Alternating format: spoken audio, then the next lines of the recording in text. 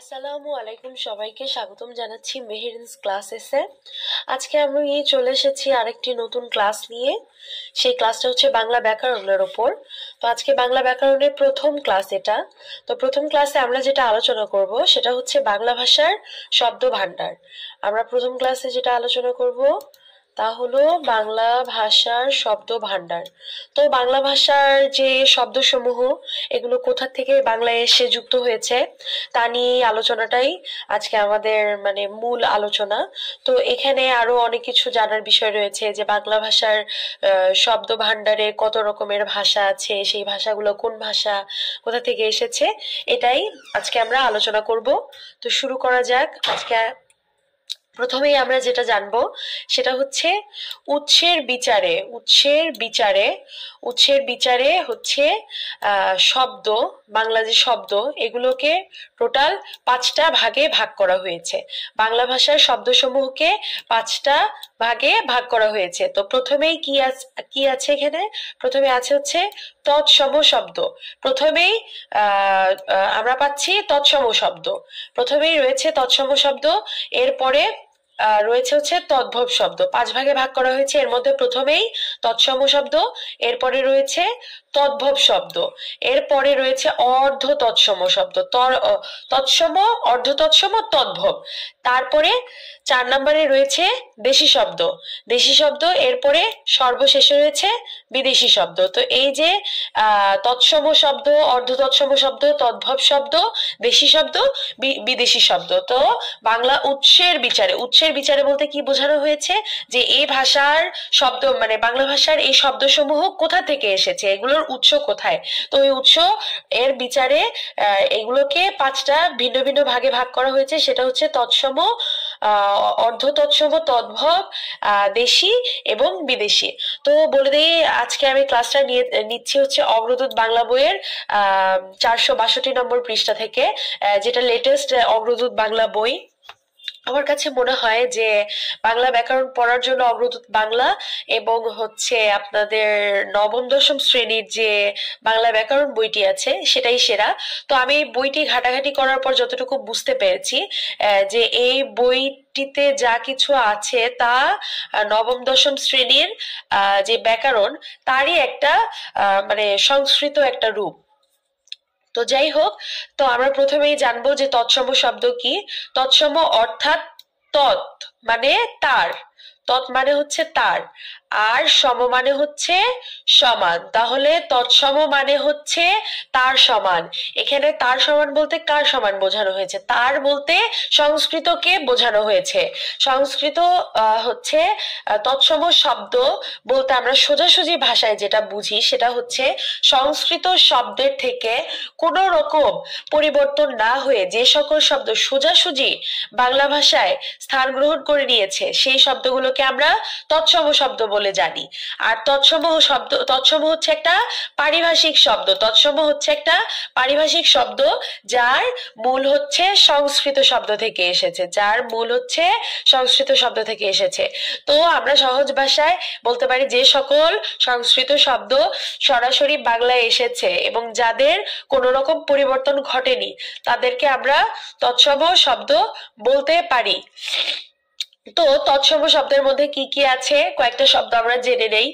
যেমন চন্দ্র, সূর্য, নক্ষত্র, ভবন, ধর্ম, পাত্র, মনুষ্য, ব্যাকরণ, চরণ, তৃণ, অগ্রহায়ণ, ভাষা, বৈষব, গৃহ, কৃষি, ঋষি, পুত্র, পৃথিবী, আকাশ, গ্রহ, বৃক্ষ ইত্যাদি। তো আমরা কি জানলাম যে তৎসম শব্দ হচ্ছে এইগুলো। তো তৎসম শব্দ মনে রাখার কৌশলটা কি? তৎসম শব্দ মনে রাখার কিছু কৌশল আছে যেটা নিয়ে আমরা আলোচনা করব, কিন্তু এগুলো আসলে আমাদের পড়ে পড়ে মুখস্থ করে ফেলতে হবে, যাতে শব্দটা দেখলেই আমরা 4টা অপশনের মধ্যে সিলেক্ট করতে পারি যে কোনটা তৎসম শব্দ। তো এখানে আরেকটা ইম্পর্টেন্ট কথা আছে, সেটা হচ্ছে সংস্কৃত ব্যাকরণ অনুসরণ করে গঠিত কিছু পারিভাষিক শব্দ আছে যাদেরকে তৎসম শব্দ বলা হয়। তো সেই শব্দগুলো কি? যেগুলো সংস্কৃত ব্যাকরণকে অনুসরণ করে কিন্তু পারিভাষিক শব্দ, তাই এদেরকে তৎসম শব্দ বলা হয়। যেমন অধ্যাদেশ, গণপ্রজাতন্ত্রী, মহাপরিচালক, সচিবালয় মুখস্থ করে ফেলতে হবে যে অধ্যাদেশ, গণপ্রজাতন্ত্রী, মহাপরিচালক এবং সচিবালয় এই শব্দগুলো পারিভাষিক শব্দ, কিন্তু এগুলো সংস্কৃত ব্যাকরণকে অনুসরণ করে, তাই হচ্ছে এগুলোকে তৎসম শব্দ বলা হয়ে থাকে। তারপরে ইম্পর্টেন্ট যেটা, তৎসম শব্দকে আমরা কিভাবে চিনতে পারি?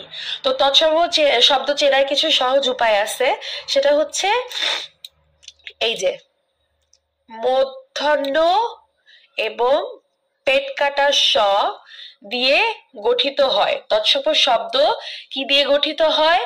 মূর্ধন্য এবং পেট কাটা স দিয়ে গঠিত হয়।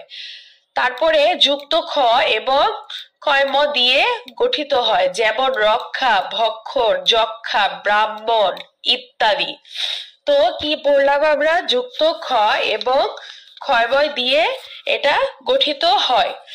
তো তারপরে যেটা আছে সেটা হচ্ছে শয় ন দিয়ে গঠিত হয়, যেমন উষ্ণ, কৃষ্ণ। পেট কাটা শয় ন দিয়ে গঠিত হয়, যেমন উষ্ণ, কৃষ্ণ ইত্যাদি। এরপরে রয়েছে তৎসম শব্দ উপসর্গ দ্বারা গঠিত হয়, যেমন প্রহার, প্রবেশ। এখানে প্র হচ্ছে উপসর্গ, এখানে প্র হচ্ছে উপসর্গ।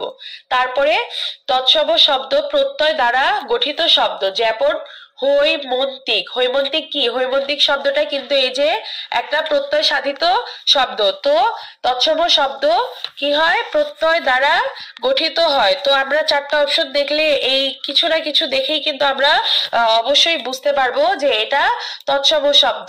এরপরে একটা ইম্পর্টেন্ট মজার একটা ইয়ে আছে, মানে চেনার উপায় আছে, সেটা হচ্ছে আকাশ পাতালের সাথে সম্পর্কিত শব্দ।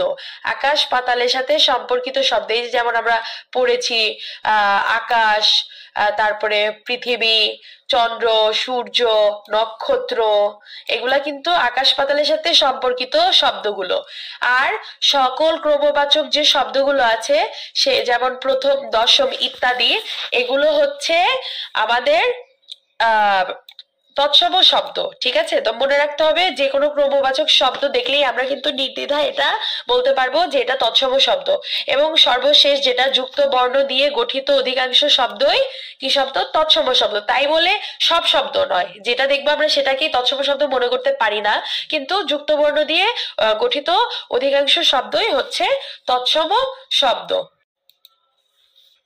তো তারপরে আমরা যেটা আলোচনা করব সেটা হচ্ছে তদ্ভব শব্দ। তো তদ্ভব শব্দ কি আমরা প্রথমে সেটা জেনে নেই। সেটা হচ্ছে যেসব শব্দের মূল সংস্কৃত ভাষায় পাওয়া যায়, কিন্তু ভাষার স্বাভাবিক বিবর্তন ধারায় এটা প্রাকৃতের মাধ্যমে পরিবর্তিত হয়ে আধুনিক বাংলা ভাষায় স্থান করে নিয়েছে, সে সকল শব্দকে কি বলা হচ্ছে? তদ্ভব শব্দ। অর্থাৎ সোজাসুজি সহজ ভাষায় যদি আমি বলি, তাহলে যে সকল ভাষা সংস্কৃত ভাষার থেকে পরিবর্তিত হয়ে প্রথমে প্রাকৃত ভাষায় রূপান্তর হয় এবং প্রাকৃত থেকে অবশেষে হচ্ছে আধুনিক বাংলা ভাষায় স্থান করে নিয়েছে, সেগুলোকে আমরা তদ্ভব শব্দ বলে থাকি। তদ্ভব শব্দ বলে থাকি। তদ্ভব শব্দকে আবার কি খাঁটি বাংলা ভাষাও বলা হয়। তো খাঁটি বাংলা ভাষাও বলা হয়, এটা কিন্তু অনেক একটা ইম্পর্টেন্ট কথা। আমরা অনেক সময় খাঁটি বাংলা ভাষার সাথে দেশি শব্দগুলোকে মিলিয়ে ফেলি। তো খাঁটি বাংলা শব্দ যেটা, সেটা হচ্ছে তদ্ভব শব্দ। মনে রাখতে হবে যে নিচের কোনটি তদ্ভব শব্দ না বলে এখানে বলা হতে পারে যে নিচের কোনটি খাঁটি বাংলা শব্দ। তখন আমরা অনেক সময় মনে করি যে আমাদেরকে দেশি শব্দের কথা বলা হয়েছে, আসলে এটা হবে খাঁটি বাংলা শব্দ, মানে তদ্ভব শব্দ আমাদেরকে খুঁজে বের করে মার্ক করতে হবে। তো আমরা দেখি তদ্ভব শব্দটা কিভাবে সংস্কৃত থেকে পরিবর্তিত হয়ে তদ্ভবে রূপ লাভ করেছে। তো প্রথমে হচ্ছে সংস্কৃততে ঘৃত বলা হতো, ঘৃত, যেটা প্রাকৃততে যে ঘৃয় হয়ে গিয়েছে এবং তারপরে সেটা অবশেষে আধুনিক বাংলায় এসে ঘিতে রূপান্তর লাভ করেছে। তো এইভাবে এই যে সংস্কৃত থেকে পরিবর্তিত হয়ে প্রাকৃত, তারপরে হচ্ছে তদ্ভব, এই যে একটা চলমান প্রক্রিয়া, এইটা শেষ করে যখন ভাষাটা আধুনিক বাংলা ভাষায় রূপ লাভ করলো সংস্কৃত থেকে পরিবর্তিত হয়ে, তখন এটা তদ্ভব হয়ে গেল। যেমন চর্মকার, চর্মকারকে চম্মোয়ার হয়ে গিয়েছে প্রাকৃত ভাষায়, এবং অবশেষে আমরা আধুনিক বাংলা ভাষায় কি বলি? চামার বলি। তো তো তারপরে চন্দ্র, চন্দ্রকে কিন্তু আমরা এখন চন্দ্র বলি না, চন্দ্র কিন্তু সংস্কৃত ভাষা বা তৎসম ভাষা। এটা পরে কি প্রাকৃততে এসে কি হয়েছে, চন্দ্র, চন্দ্র থেকে হয়ে গিয়েছে চাঁদ, যেটা আমরা এখন বলি আধুনিক বাংলা ভাষায় সেটা হচ্ছে চাঁদ। তারপরে তদ্ভবের পা, পাকে আমরা কি বলি, পাকে আমরা প্রথমে সংস্কৃততে বলা হতো পাদ, তারপরে পা অ হয়ে গিয়েছে এবং পা অ থেকে অবশেষে হয়ে গিয়েছে পা, পা। তারপরে হস্থ, হস্থ, এই যে হস্থ পরে হয়ে গিয়েছে হত্থ, প্রাকৃততে কি হয়েছে হত্থ, তারপরে হয়ে গিয়েছে হাত। যে সহজ আর সাবলীল ভাষা এক কথায় সেগুলোই হচ্ছে তদ্ভব ভাষা। এরপর হচ্ছে ছিল মাতা, মাতা, তো মাতাকে যেটা বলা হতো সেটা হচ্ছে মা আ, মা থেকে পরে হয়েছে মা, এভাবেই তদ্ভব শব্দ হয়েছে। এরপরে যেটা রয়েছে সেটা হচ্ছে এরকম আরো অনেক তদ্ভব শব্দ রয়েছে, সেগুলো হচ্ছে কান, নাক, জিভ, দাঁত, হাতি, ঘোড়া, সাপ, পাখি, কুমির। তো যেই তদ্ভব শব্দগুলো আরো রয়েছে সেগুলো হচ্ছে এই যে কান, নাক, এগুলো মুখস্থ করে ফেলতে হবে। এছাড়া হচ্ছে আমরা খেয়াল করে দেখলে বুঝতে পারবো যে সহজ আর সাবলীল আধুনিক যে বাংলা ভাষা আমরা ব্যবহার করে থাকি সেগুলোই হচ্ছে তদ্ভব শব্দ। যেমন কান, নাক, জিভ, এগুলো কিন্তু সহজ সাবলীল ভাষা। এই যেমন হাতের কঠিন ভাষাটা হচ্ছে কি হস্ত, যেটা সংস্কৃত থেকে এসেছে। তো এভাবেই আমরা তদ্ভব শব্দগুলোকে চিনতে পারি। আর এই তদ্ভব শব্দ হচ্ছে খাঁটি বাংলা ভাষা, আর এইটাকে আমরা ভালো মতো মুখস্থ করে ফেলবো যে তদ্ভব শব্দ কোনগুলো এবং বুঝে পড়ার চেষ্টা করব। তারপরে রয়েছে হচ্ছে অর্ধ তৎসম।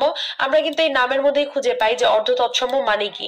আমরা আগে পড়েছি যে তৎসম হচ্ছে সংস্কৃত এর একদম সোজাসুজি সংস্কৃত থেকে এসেছে, তো অর্ধ মানে নিশ্চয়ই আধা সংস্কৃত হবে। তো সেটাই, যেসব বাংলা ভাষা কিছুটা পরিবর্তিত হয়ে সংস্কৃত শব্দ থেকে হালকা এই যে কিঞ্চিত পরিবর্তিত হয়ে কি হয়েছে অর্ধ তৎসম শব্দে জায়গা করে নিয়েছে, মানে যেগুলো সম্পূর্ণ পরিবর্তিত হয়েছে সেগুলো তো তদ্ভব শব্দ হয়ে গিয়েছে, কিন্তু যেগুলো মানে আধা পরিবর্তিত হয়ে সংস্কৃতর একটা আধা রূপ এখনো দেখা যায় সেটাকে বলা হয় অর্ধ তৎসম শব্দ। তো এখানে অর্ধ তৎসম শব্দ উদাহরণ আমরা পড়ি। এই যে সংস্কৃততে হচ্ছে জ্যোৎস্না, যেটা জ্যোৎস্না হয়ে গিয়েছে। তারপরে শ্রাদ্ধ, তার এটা হয়ে গিয়েছে কি ছেরাদ্ধ। তারপরে গৃহিণীকে গিন্নি বলা হয় অর্ধ তৎসম। এগুলো কিন্তু আধা ভাঙা, আধা ভাঙা সংস্কৃত থেকে আধা কিঞ্চিত পরিবর্তন হয়ে অর্ধ তৎসমতে জায়গা করে নিয়েছে। তারপরে বৈষ্ণব, যেটাকে বৈষ্ণব বলা হয়, কুৎসিত, যেটাকে কুৎসিত বলা হয়। আমরা কিন্তু খেয়াল করছি যে এখানে চয়, ছ, ছ, এটার ব্যবহারটা অনেক বেশি। তো এটাও একটা উপায় অর্ধ তৎসম ভাষা বা ভাষার যে শব্দগুলো সেগুলো চেনার। তারপরে আছে হচ্ছে দেশি শব্দ। দেশি শব্দ বলতেই নামের মধ্যেই আছে যে এটা হচ্ছে দেশি শব্দ। যেমন আমরা দেশ গ্রামে আমাদের যে আদিম অধিবাসী রয়েছে তাদের যে মুখের ভাষা সেটাই হচ্ছে আসলে দেশি ভাষা। তো বাংলাদেশের যে আদিম অধিবাসী যেমন কোল, মুন্ডা, তারপরে হচ্ছে তামিল, এই সকল ভাষা থেকেই যেগুলো কিছু কিছু ভাষা আমাদের বাংলায় এখনো আমরা ব্যবহার করি সেসব শব্দকে দেশি শব্দ নামে অভিবাহিত করা হয়। তো মূলত অনার্য জাতির ব্যবহৃত শব্দ হচ্ছে দেশি শব্দ। দেশি শব্দ আসলে আমরা দেখলেই চিনতে পারবো, সেটা হচ্ছে কুড়ি, পেট, চুলা। এই কুড়ি শব্দটা এসেছে হচ্ছে কোথা থেকে, কুড়ি মানে হচ্ছে 20, সেটা হচ্ছে কোল ভাষা থেকে এসেছে। তারপরে হচ্ছে তামিল ভাষা থেকে এসেছে পেট বা উদর। এরপর হচ্ছে মুন্ডারি ভাষা থেকে এসেছে চুলা বা উনুন, এটা হচ্ছে মুন্ডারি ভাষা থেকে এসেছে। আর এছাড়াও কুলা, গঞ্জ, টোঙর, চোঙ্গা, টোপর, ডাব, ডাগর, ডিঙ্গা, ঢেকি, ট্যাংরা, লাউ, ডোবা ইত্যাদি, এগুলো ভাষা দেখলেই চিনতে পারবো আমরা দেশি ভাষা। তারপর আমরা এগুলোতে চোখ বুলিয়ে যথাসম্ভব যতটুকু সম্ভব এগুলোকে আমরা মুখস্থ করে ফেলবো। যেমন কুলা, গঞ্জ, চোঙ্গা, ডাব, টোপর, ডাগর, ডিঙ্গা, ঢেকি, ট্যাংরা, লাউ, ডোবা, এগুলো দেখলেই আসলে চিনতে পারা যায় যে এগুলো খাঁটি মানে দেশি শব্দ। এরপরে রয়েছে হচ্ছে বিদেশি শব্দ। বিদেশি শব্দের আসলে অনেক রকমের প্রকারভেদ দেখা যায়। মানে রাজনৈতিক, ধর্মী, মানে কিছু কিছু কারণে বিভিন্ন দেশের ভাষাগুলো আমাদের ভাষার অন্তর্ভুক্ত হয়েছে। সেটা হতে পারে রাজনৈতিক কারণে অনেকে আমাদের দেশে আসা যাওয়া, আমাদের নানা দেশে আসা যাওয়া, ধর্মীয় বা সাংস্কৃতিক বা বাণিজ্যিক যে কারণে যে মেলামেশা অন্যান্য দেশের, সেই বিভিন্ন দেশের ভাষাভাষী মানুষের বহু শব্দকে আমরা দেখে এটা নিজেদের বাংলা ভাষায় স্থান করে নিয়েছি। সেটা হচ্ছে বিদেশি শব্দ। যেমন বিদেশি অনেক শব্দকেই আমরা কিন্তু বাংলা ভাষায় এখন ব্যবহার করে থাকি। তো সেগুলো আমাদের দেখতে হবে যে কোন শব্দটা কোন ভাষা থেকে এসেছে। এখানে প্রথমেই রয়েছে হচ্ছে আরবি ভাষা। আরবি ভাষায় কিছু শব্দ রয়েছে যেটাকে আমরা এখন বাংলাতে ব্যবহার করি, যেরকম ধর্ম সংক্রান্ত কিছু শব্দ, যেমন আল্লাহ, ইসলাম, ইমান, অজু, কোরবানি, কুরআন, কিয়ামত, জান্নাত, জাহান্নাম, তওবা, তসবিহ, হজ, জাকাত, হালাল, হারাম ইত্যাদি। এগুলো হচ্ছে ধর্ম সংক্রান্ত আরবি ভাষা।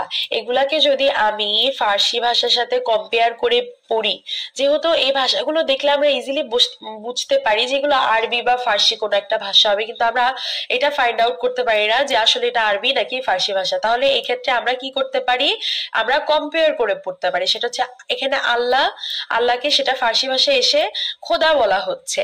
তারপরে এখানে হচ্ছে জান্নাত, জাহান্নাম, এখানে কি সেখানে বেহেশত এবং দোজক বলা হচ্ছে। তো যেটা হচ্ছে আরবিতে জান্নাত, জাহান্নাম, এইটা হচ্ছে দোজক। তারপরে এখানে রোজা, ফার্সি ভাষায় রোজা বলা হচ্ছে, যেটাকে আরবি ভাষায় আমরা সাওম বলে থাকি।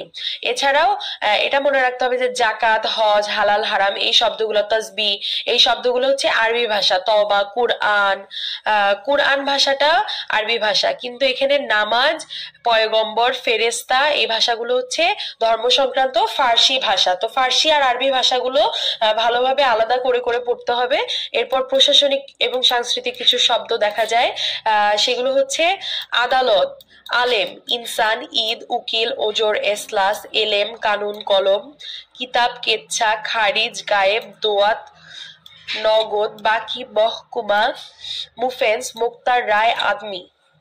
এগুলা আসলে প্রশাসনিক ভাষাগুলো একটা ক্যাটাগরিতে ফেলে আমাদের ভাগ করে পড়তে হবে। যেমন হচ্ছে যে ক দিয়ে যে ফার্সি বা আরবি ভাষাগুলো আছে সেগুলোকে আমরা আলাদা করে করে পড়তে পারি, যেমন কানুন, কলম, কেচ্ছা। বা আমরা একটা করতে পারি যে হচ্ছে এরকম আদালত, আলেম, ইনসান, ঈদ, উকিল। তো আমরা এটাকে একটা বাক্য গঠনে রূপান্তর করতে পারি। এই শব্দগুলোকে নিয়ে রূপান্তর করে সেটাকে মনে রাখতে বেশি সহজ হবে। যেমন উকিল আদালতে আলেমকে নিয়ে আসলেন ঈদের দিন, অনেক ইনসান ছিল সেখানে। তো এরকম ভাবে আমরা কিন্তু একটা এক একটা বাক্য বা একটা গল্প তৈরি করে আমরা সুন্দর মতো এই আরবির যে প্রশাসনিক শব্দগুলো এগুলো মনে রাখতে পারি। তারপরে ঠিক এভাবেই ফার্সি ভাষায় রয়েছে কারখানা, চশমা, জবানবন্দি, তারিখ, তোষক, দফতর, দরবার, দোকান, দস্তখত, দৌলত, নালিশ, বাচ্চা, বান্দা, মেথর, রসদ ইত্যাদি। তো এই যে এখানে কারখানা, চশমা, জবানবন্দি এগুলোকেও আমরা এক একটা বাক্য তৈরি করে বা গল্প তৈরি করে মুখস্থ করে ফেলবো। তারপরে কি রয়েছে, আরো কিছু শব্দ রয়েছে ফার্সি ভাষায়, সেটা হচ্ছে হাঙ্গামা, হাঙ্গামা, আমদানি, রপ্তানি। এগুলো খুবই ইম্পর্টেন্ট। এই বিবিধ শব্দগুলো ফার্সি ভাষায় এগুলো প্রায় পরীক্ষায় আসতে দেখা যায়। হাঙ্গামা, আমদানি, রপ্তানি, জানোয়ার, জিন্দা, নমুনা, বদমাস, বারান্দা, ফিরিঙ্গি। এগুলো আমি এতবার পড়েছি আসলে আমারও মুখস্থ হয়ে গিয়েছে। এরকম আপনারা বারবার প্র্যাকটিস করতে থাকলে ইনশাল্লাহ আপনাদেরও মুখস্থ হয়ে যাবে। তো এইভাবে হচ্ছে হাঙ্গামা, আমদানি, জানোয়ার, জিন্দা, নমুনা, বদমাস, রফতানি, আমদানি, বারান্দা, ফিরিঙ্গি এগুলো পড়তে থাকতে হবে। আর এগুলো বারবার পড়লে যখন আপনার মনে হবে যে আপনি আসলে ভুলে যাচ্ছেন, কিন্তু আসলে আস্তে আস্তে দেখা যাবে আপনারও এগুলো মুখস্থ হয়ে যাবে।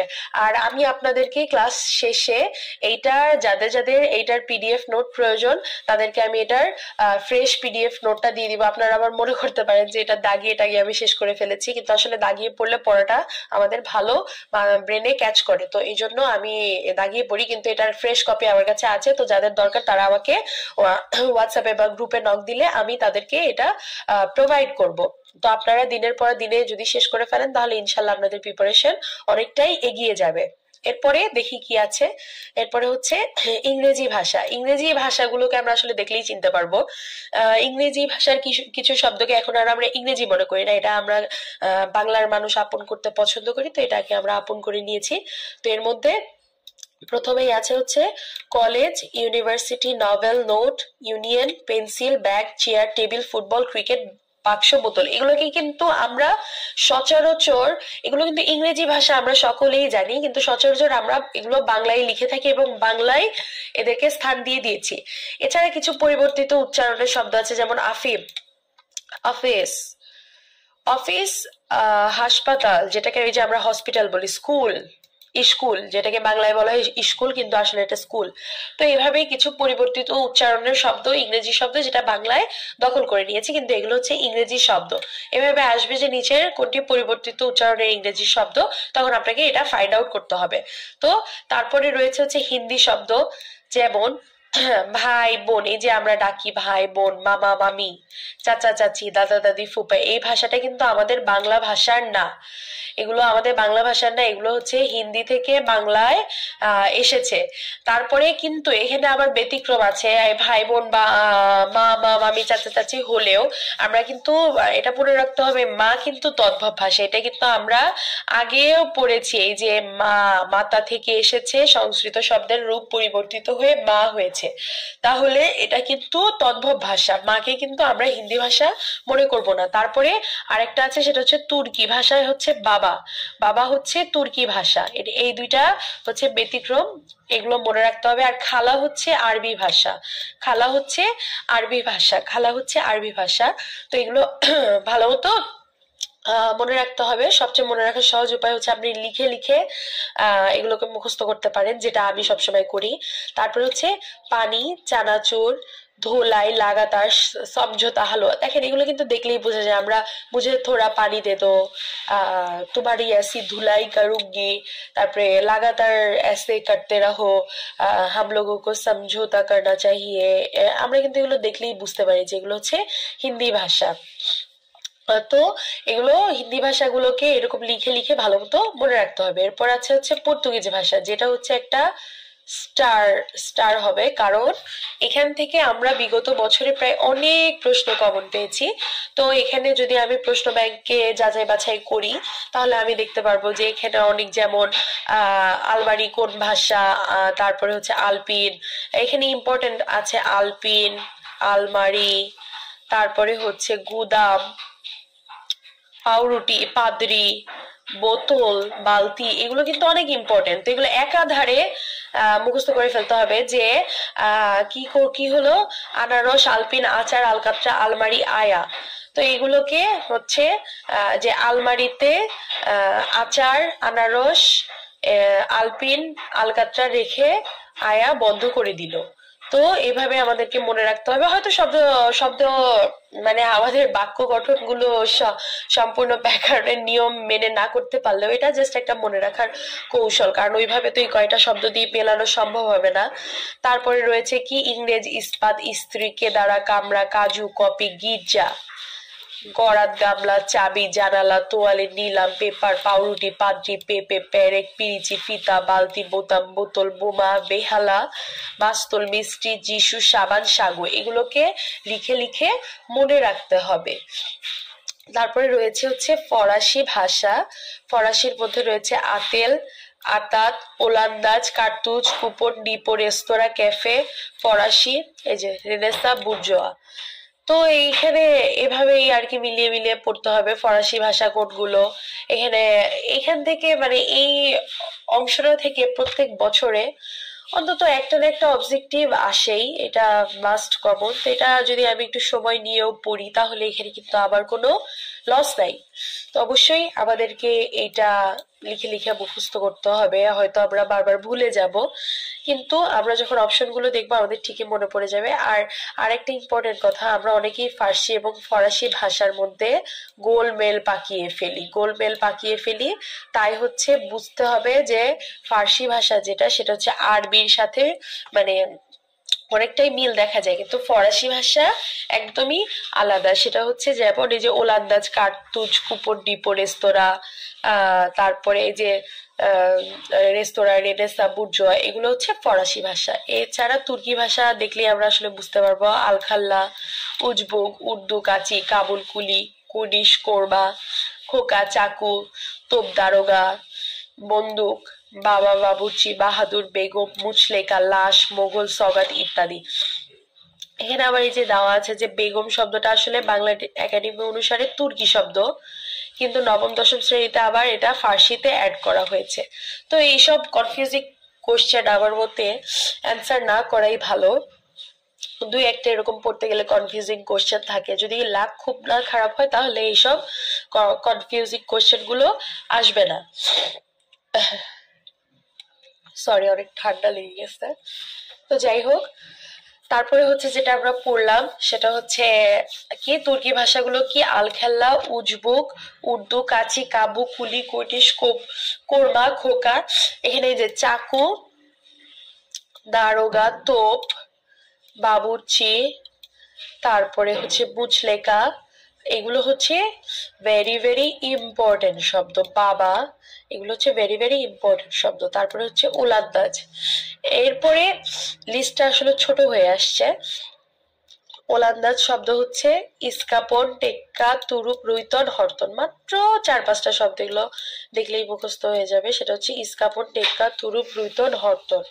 তারপরে আছে হচ্ছে পাঞ্জাবি শব্দ, সেটা হচ্ছে চাহিদা, শিখ। পাঞ্জাবি শব্দ হচ্ছে দুইটা আছে, সেটা হচ্ছে চাহিদা, শিখ। চীনা শব্দ হচ্ছে এলাচি, চা, চিনি, লিচু, সাম্পান ইত্যাদি। মায়ানমার বা বার্মিজ শব্দ যেটা লুঙ্গি, ফুঙ্গি। জাপানি শব্দ আমরা দেখলেই চিনবো, সেটা হচ্ছে ক্যারাটে, জুডো, সুনামি, প্যাগোডা, হারিকিরি, এগুলো। তো ইতালিয়ান শব্দ হচ্ছে ফ্যাসিস্ট, মাফিয়া, ম্যাজেন্টা। শব্দগুলো কিন্তু সুন্দর, সেটা হচ্ছে ফ্যাসিস্ট, মাফিয়া, ম্যাজেন্টা, সনেট ইত্যাদি। গ্রিক শব্দ হচ্ছে দাম, ইউনানি, দাম, ইউনানি। গ্রিক শব্দ হচ্ছে দাম, ইউনানি। গুজরাটি শব্দ হচ্ছে খদ্দর, হরতাল, জয়ন্তী। মেক্সিকান শব্দ চকলেট। অস্ট্রেলিয়ান শব্দ হচ্ছে ক্যাঙ্গারু, বুমেরাং। এই যে আমরা এখন বর্তমানে প্রায় ইউজ করি যে চলো একটা বুমেরাং করি, বুমেরাং করি। তো এই বুমেরাংটা শব্দটা কোথা থেকে এসেছে? অস্ট্রেলিয়া থেকে এসেছে। এরপরে আছে হচ্ছে তামিল শব্দ চুরুট। মারাঠি, আচ্ছা আন্টি ঠিক আছে। মারাঠি শব্দ হচ্ছে বর্গি। তারপর হচ্ছে সিংহলি, সিডর বা বেরি বেরি হচ্ছে সিংহলি শব্দ। পেরু হচ্ছে কুইনাইন, কুইনাইন শব্দ হচ্ছে পেরু, কুইনাইন শব্দ হচ্ছে পেরু। আর জার্মান শব্দ হচ্ছে নাৎসি এবং কিন্ডারগার্টেন। এটা কিন্তু অনেক প্রচলিত একটা শব্দ, কিন্ডারগার্টেন, সেটা হচ্ছে জার্মান শব্দ। তো এইভাবে এই শব্দগুলোকে একদম ফাতা ফাতা করে আমাদেরকে মুখস্থ করে ফেলতে হবে। এরপরে লাস্ট যেটা আছে সেটা হচ্ছে মিশ্র শব্দ। মিশ্র শব্দ কি? যেটা অনেক রকমের মানে 2টা বা 3টা ভাষার সংমিশ্রণে যে ভাষাগুলো আমরা ব্যবহার করি, সেটা হতে পারে ফার্সি বাংলা, ইংরেজি বাংলা, তারপরে হচ্ছে ইংরেজি ফার্সি, তৎসম বাংলা, অনেক কিছুই হতে পারে। যেমন হাট, বাজার, এই হাটটা হচ্ছে বাংলা শব্দ, বাজারটা কি? ফার্সি শব্দ। হেড, মৌলবী, হেড হচ্ছে ইংলিশ শব্দ, মৌলবীটা হচ্ছে ফার্সি শব্দ। হেড মানে ইংলিশ শব্দ আগেই পড়ছি, পণ্ডিতটা হচ্ছে তৎসম শব্দ। এই যে যুক্ত বর্ণ আলা বেশিরভাগ শব্দই কি পড়েছিলাম? তৎসম শব্দ। তাহলে এটা হচ্ছে ইংরেজি যোগ তৎসম শব্দ। এটা হচ্ছে খ্রিস্টাব্দ, খ্রিস্টাব্দ হচ্ছে খ্রিস্ট হচ্ছে ইংরেজি শব্দ, আর অব্দ হচ্ছে বাংলা শব্দ। তো খ্রিস্টাব্দ আর খ্রিস্টান হচ্ছে ইংরেজি আর বাংলা শব্দ। খ্রিস্ট হচ্ছে ইংরেজি আর অন হচ্ছে বাংলা শব্দ, খ্রিস্টান। তো পকেট মার, এখানে পকেট হচ্ছে ইংরেজি শব্দ আর মার হচ্ছে বাংলা শব্দ। শ্রমিক আর মালিক, শ্রমিক হচ্ছে তৎসম আর মালিক হচ্ছে আরবি শব্দ। তো এইভাবেই শ্রমিক, মালিক, আইনজীবী, ডাক্তার, খানা, কালি, কলম, রাজা, বাদশাহ, এগুলো হচ্ছে, এইটা অনেক ইম্পর্টেন্ট একটা শব্দ, কিন্তু এটা আরেকটা কনফিউজিং কোশ্চেন। এটা হচ্ছে বাংলা একাডেমি অনুসারে তৎসম প্লাস আরবি এবং নবম দশম শ্রেণীতে দেওয়া যেটা ফার্সি আর আরবি। তো এটা নিয়ে এটা একটা কনফিউজিং কোশ্চেন, বাট অনেক ইম্পর্টেন্ট কোশ্চেন, এটা অনেকবারই আসতে দেখা গেছে। তো আমরা অপশনে যদি পাই যে ফার্সি আরবি, তাহলে আমরা ফার্সি আরবি দাগিয়ে আসবো, এবং অপশনে যদি দেখা যায় ফার্সি আরবি নাই, তাহলে আমরা তৎসম আর আরবি দাগিয়ে আসতে পারি। তারপরে বে টাইম, বে হচ্ছে একটা উপসর্গ, যেটাকে ইংরেজি শব্দ টাইম, ফার্সি উপসর্গেও বে এর সাথে টাইম শব্দটা যুক্ত হয়ে বে টাইম। বে হেড, এটাও কিন্তু উপসর্গ, ফার্সি উপসর্গের সাথে হেড ইংরেজি শব্দ। শাক সবজি, এটা হচ্ছে তৎসম আর ফার্সি শব্দ। নিটল, এটা হচ্ছে বাংলা উপসর্গ নি, আর টল হচ্ছে তৎসম। তো এইভাবে এভাবেই হচ্ছে এই শব্দগুলো গঠিত হয়েছে। তো আমি পিডিএফটা যাদের যাদের দরকার তাদেরকে আমি প্রোভাইড করে দিব। আমাকে প্লিজ আপনারা একটু কাইন্ডলি মেসেজে অথবা কোথাও চাইলে হোয়াটসঅ্যাপে নক দিতে পারেন। নক দিলে আমি এই পিডিএফটা আপনাদেরকে প্রোভাইড করলে আপনারা এই দিনের পড়াটা যদি এটা শেষ করতে হাইস্ট আমাদের 1 ঘন্টা সময় লাগতে পারে। তো এটা যদি আপনারা শেষ করে ফেলেন আপনারা কিন্তু প্রায় বিসিএস এর জন্য আপনাদের 1-2টা কোশ্চেনকে মানে নিশ্চিত করে ফেলতে পারেন। তো এইভাবেই আসলে একসাথে তো সবকিছু হয় না, অল্প অল্প করে আগাতে হয়। যেহেতু আমাদের তো সময় অনেক কম, দেখা যাবে আমি দিনে আসলে একটা না 2-3টা ক্লাস আপলোড দিতে হবে। তো আপনারা যদি দিনে 2-3টা ক্লাস আপনারা 4 ঘন্টা 5 ঘন্টা টাইম নিয়ে দেখার সুযোগ পান তাহলে কিন্তু আপনাদের বিসিএস এর প্রিপারেশনটা অনেকাংশেই এগিয়ে যাবে। আর আমি যেহেতু একসাথে অনেক বড় বই আপনাদেরকে দিব না, যেখান থেকে যেটা সুবিধা সেখান থেকে সেটা নিয়ে নিয়ে আপনাদের টপিকগুলো পড়াবো, সাজানো গুছানো টপিক থাকবে। তো সেই ক্ষেত্রে আপনাদের পড়তে কিন্তু অনেকটাই সুবিধা হবে। তো এই আপনারা যদি একটু সময় নিয়ে এই ছোট্ট 2 পেজের 3 পেজের সিলেবাসটাকে কমপ্লিট করতে থাকেন তাহলে দেখবেন আস্তে আস্তে আপনাদের এই ছোট ছোট পড়াগুলোই অনেক মহাসাগরের মতো হয়ে গিয়েছে। তো এখানে হচ্ছে আরেকটা শেষ যেটা আছে সেটা হচ্ছে বাংলা ভাষার বিভিন্ন শব্দের অনুপাত, যে বাংলা ভাষায় যে এত শব্দ এর মধ্যে কোন শব্দ কতখানি রয়েছে, সেটা হচ্ছে তৎসম শব্দ হচ্ছে 25%, কিন্তু সবচেয়ে বেশি কি তদ্ভব শব্দ সেটা হচ্ছে 60%। তারপরে কি অর্ধ তৎসম শব্দ হচ্ছে 5%, দেশি শব্দ সবচেয়ে কম 2% এবং বিদেশি শব্দ হচ্ছে 8%। বিদেশি শব্দ হচ্ছে 8%। বিদেশি শব্দ কি সরি 8% রয়েছে বিদেশি শব্দ, সবচেয়ে কম রয়েছে দেশি শব্দ 2%। তারপরে সবচেয়ে বেশি রয়েছে তদ্ভব শব্দ হচ্ছে 60%। অর্ধ তৎসম শব্দ খুবই কম পরিমাণে রয়েছে, সেটা হচ্ছে 5%, আর তৎসম শব্দ রয়েছে 25%। এভাবেই 100% বাংলা ভাষার শব্দ ভান্ডার পরিপূর্ণ হয়েছে। এখানে আরেকটি ইম্পর্টেন্ট কথা রয়েছে, সেটা হচ্ছে নবম দশম শ্রেণীর ব্যাকরণের নতুন সিলেবাস অনুসারে বাংলা শব্দ ভান্ডারকে 4 ভাগে ভাগ করা হয়েছে। এটা হচ্ছে তৎসম, তদ্ভব, দেশি, বিদেশি। এখানে অর্ধ তৎসমটাকে বাদ দিয়ে দেওয়া হয়েছে। তো কিন্তু এখানে যদি আমরা আগের বই পড়ি বা অনেক জায়গায় সেটা কিন্তু 5 ভাগেই দেওয়া। তো আমাদের সবচেয়ে ভালো হবে অ্যান্সার করা 5 ভাগেই, যে এটা আর হচ্ছে আরেকটা কনফিউজিং কোশ্চেন। তো এগুলো আমাদের খুব বিবেচনা করার পর অনেক সময় ভুল হয়ে যায়। তো যদি এটা আসে তাহলে অবশ্যই আমরা 5 ভাগেই দিব, কিন্তু বর্তমানে নতুন বাংলা বই যেহেতু 4 ভাগে, তো যদি 5 ভাগে অপশন না থাকে, অপশনে যদি 1 2 3 4 থাকে তাহলে আমরা 4কেই দাগাবো। তো এভাবে আমরা এইটা পড়া শেষ করে তারপরে নিচে প্রায় এই যে অবজেক্টিভ গুলো আছে এগুলো যদি আমরা প্র্যাকটিস করি তাহলে আমাদের এই অধ্যায়টা একেবারে সুন্দর মতো কমপ্লিট হয়ে যাবে। তাহলে আমরা নিজেকে যাচাই করতে পারবো। প্রথমে আমরা এই 2 পেজের এগুলো লিখে লিখে মুখস্থ করব এবং অবশেষে আমরা এইটা অবজেক্টিভ গুলা এখান থেকে আমরা যাচাই করব। এখানে বিগত নানা জায়গার যে প্রশ্নগুলো আছে যেগুলো এসেছে এগুলো যাচাই করলে আমাদের আরেকটা প্র্যাকটিস হয়ে যাবে এবং আমরা বুঝতে পারবো যে আসলে আমরা কতখানি মানে পড়া মানে মনে রাখতে পারি বা বুঝতে পারি। তো এটাতে আমাদের একটা কনফিডেন্স গেইন হবে। তো এই যে প্রথমে বাংলা ভাষার শব্দ সম্ভারে বিদেশি শব্দ কত ভাগ। আচ্ছা, এখানে আরেকটা কথা, এখানে উত্তরটা দেওয়া, কিন্তু আমরা প্রথমে উত্তরের দিকে তাকাবো না। আমরা কি করব, দেখবো আগে নিজেরা পারি কিনা, পরে দেখবো হয়েছে কি হয় নাই, এবং না হলে আমরা সেটাকে ক্রস দিয়ে রাখবো বা পি লিখে রাখবো, যাতে এটা আমরা পরে প্র্যাকটিস করতে পারি যে এটাতে আমাদের প্রবলেম ছিল। তো এখানে কি আছে আমরা কয়েকটা প্র্যাকটিস করি। বাংলা ভাষার শব্দ সম্ভারে বিদেশি শব্দ কত ভাগ। আচ্ছা, আমরা পড়েছিলাম কিন্তু যে সবচেয়ে কম হচ্ছে দেশি শব্দ 2%, তারপরে বিদেশি শব্দ পড়েছিলাম 8%, তারপরে আমরা পড়েছিলাম হচ্ছে তদ্ভব শব্দ হচ্ছে 60%, অর্ধ তৎসম শব্দকে পড়েছিলাম 5%। তো এইভাবে আমরা তাহলে কি এখানে কি চাইছে, বিদেশি শব্দ আমরা পড়েছিলাম 8%। 8 কো এই যে খ, উত্তর খ। তো আমরা এটা পেরে গেছি। তারপরে হচ্ছে বাংলা ভাষার সবচেয়ে বেশি শব্দ কোথা থেকে এসেছে। আচ্ছা, এটা একটা কনফিউজিং কোশ্চেন, এটা আমার জন্য সমস্যা। সেটা হচ্ছে এখানে আমরা জানি সবচেয়ে বেশি শব্দ হচ্ছে তদ্ভব, কিন্তু এখানে কিন্তু অপশনে তদ্ভব শব্দ নাই। এখানে দেওয়া হয়েছে বিদেশি শব্দের মধ্যে সবচেয়ে বেশি শব্দ কোথা থেকে আসছে, যেমন আরবি, হিন্দি, উর্দু, ফার্সি। তো এটা কি আমরা জানলাম সবচেয়ে বেশি শব্দ এসেছে ফার্সি ভাষা থেকে। তো এটা আমাদের কিন্তু একটু প্রবলেম ছিল, আমরা কিন্তু এটা পারি নাই। তো এটা আমরা পি দিয়ে রাখলাম, এটা আমরা পরে আবার প্র্যাকটিস করব। তারপরে রয়েছে উৎপত্তিগত ভাবে অর্থাৎ উৎসের বিচারে বাংলা ভাষার শব্দ সমাহার কয় ভাগে? আমরা এটা কয় ভাগ, প্রথমে 5 ভাগই দাগাবো। এই যে এটা 4 ভাগ দেওয়া থাকলেও প্রথমে আমরা 5 ভাগেই দাগাবো, কিন্তু যদি এই কোনো বাই চান্স এটা না থাকে তাহলে আমরা 4 ভাগ দাগাবো। তো এইভাবেই হচ্ছে এটা আমরা সলভ করব। তারপরে তৎসম শব্দ বলতে আমরা কি বুঝছি, যে যেটা তৎসম মানে তার সমান। তার সমান কি? সংস্কৃত সমান। কই? সংস্কৃত। এই যে, তো আমরা এটাও পারলাম। তারপরে কি আছে? সংস্কৃত ভাষা থেকে যেসব শব্দ সোজাসুজি বাংলায় এসেছে যাদের রূপ অপরিবর্তিত, তাহলে সোজাসুজি বাংলায় তৎসম শব্দ থেকে, সংস্কৃত শব্দ থেকে যারা আসে তারা কি? তৎসম শব্দ।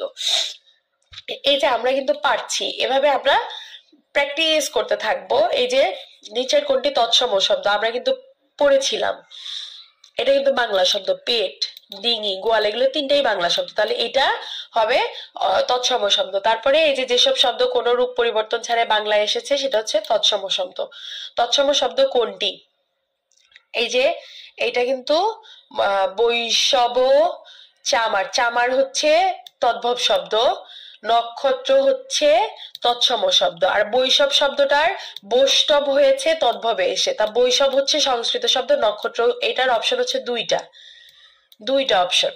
ক রাইট আনসার, খ রাইট আনসার। মানে আমরা খটাকেই দাগাবো, যেহেতু আমরা তৎসম শব্দের শব্দ ভান্ডারে আমরা নক্ষত্র পড়েছি, এটা আকাশ পাতালের সাথে সম্পর্কিত, যুক্ত বর্ণ শব্দ, যুক্ত খ আছে এখানে, তো এটাকেই আমরা দাগাবো। আবার এটাতে শয়ন আছে। তো গৃহিণী শব্দটি কোন জাতীয় শব্দ? গৃহিণী সংস্কৃত শব্দ থেকে গিন্নি এসেছিল, গিন্নি হয়ে গিয়েছিল হচ্ছে অর্ধ তৎসম শব্দ, তো সেখানে গৃহিণী হচ্ছে সংস্কৃত শব্দ। নিচের কোনটি তৎসম শব্দ? এই যে আকাশ পাতালের সাথে সম্পর্কিত, চাঁদ আবার ভবন। এখানে উত্তরটা, ও না সরি, এটা ভুল হয়ে গেছে, সরি, এটা আমি নিজেই ভুল করে ফেলছি, সেটা হচ্ছে চন্দ্র হবে। চাঁদের তৎসম হবে চন্দ্র। বালতি হচ্ছে পর্তুগিজ শব্দ, হরতাল হচ্ছে গুজরাটি শব্দ, তো এখানে ভবন নক্ষত্র, হ্যাঁ, ধর্ম ভবন নক্ষত্র মানুষ, এটা হবে তৎসম শব্দ। তো এভাবে চা হচ্ছে চাইনিজ শব্দ, চীনা শব্দ। ধর্ব হবে হচ্ছে তৎসম শব্দ। চেয়ার হচ্ছে ইংরেজি শব্দ। তো এইভাবে আমরা যদি প্র্যাকটিস করি আমাদের অনেকখানি পড়া এগিয়ে যাবে। এখানে অনেকগুলো অবজেক্টিভ দেওয়া আছে, যেমন এই যে টোটাল হয়তো অনেকগুলো অবজেক্টিভ আছে, আমার এখানে টোটাল প্রায় 200+। এই যে টোটাল 204টা অবজেক্টিভের, এই পিডিএফ এ 204টা অবজেক্টিভ আছে। এই 204টা অবজেক্টিভ পড়লে কিন্তু আমরা নতুন নতুন অনেক কিছু জানতে পারবো। তো আমরা যদি প্রথমে এই 2 পেজের পড়া কমপ্লিট করে তারপর অবজেক্টিভ গুলো দাগিয়ে ফেলি, তাহলে কিন্তু আমাদের এই পড়াটা ভালো মতো হয়ে যাবে। তো এইভাবেই আমরা একটা টপিক কিন্তু শেষ করে ফেলতে পারবো মাত্র আমার ক্লাসটা হয়তো 40 মিনিটের হবে, কিন্তু এই ক্লাসটা 40 মিনিটের হলেও আমরা কিন্তু খুব ইজিলি এটা বাসার মধ্যে হয়তো আর একটু বেশি সময় লাগবে, 1-2 ঘন্টা লাগতে পারে, তো তারপরেও কিন্তু আমরা একটা টপিক ভালো মতো পড়ে ফেললাম। তো এইভাবেই আমি যাদের যাদের মনে হয় যে যারা এই সিলেবাসটা কমপ্লিট করতে চাও, আমাকে নক দিলে আমি এই পিডিএফটা, ফ্রেশ পিডিএফটা আপনাদেরকে প্রোভাইড করব।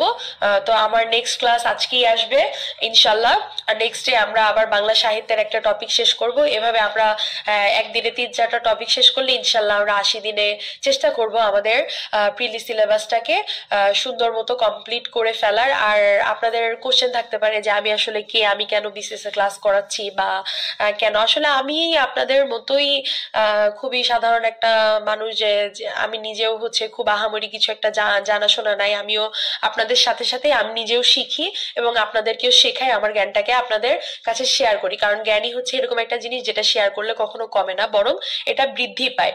তো আশা করি আপনাদের বিন্দু মাত্র হলেও এটা কিছুটা হলেও উপকার হবে। আর যাদের ডেইলি রেগুলারলি পড়তে মন বসে না, তারা যদি রেগুলারলি একটু ধৈর্য ধরে আমার সাথে এই ক্লাসগুলো কমপ্লিট করেন, আশা করি আপনারা অনেক কিছু শিখতে পারবেন। আর আমি অনেক জায়গায় নিজেও এটা ফেস করেছি যে আমি অনেক জায়গায় ক্লাস করতে চাইলেও তারা আমার কাছে ফিস চায়, তারা অনলাইন ক্লাসের জন্য পিডিএফ প্রোভাইড করার জন্য তারা হচ্ছে আমার কাছে ফিস জমা দিতে বলে, কিন্তু আমার কাছে আসলে এই জিনিসটা মানে একদমই পছন্দ হয় না।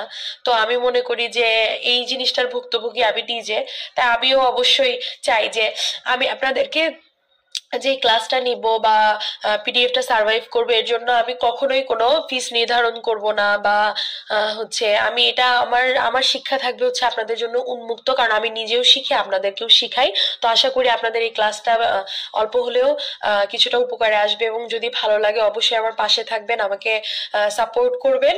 তো আজকে এই পর্যন্তই, সবাইকে অনেক অনেক ধন্যবাদ। আশা করি আপনাদেরকে আরো সামনে আরো সুন্দর সুন্দর ক্লাস উপহার দিতে পারবো। তো আজকে এই পর্যন্তই, সবাইকে আসসালামু আলাইকুম, আল্লাহ হাফিজ।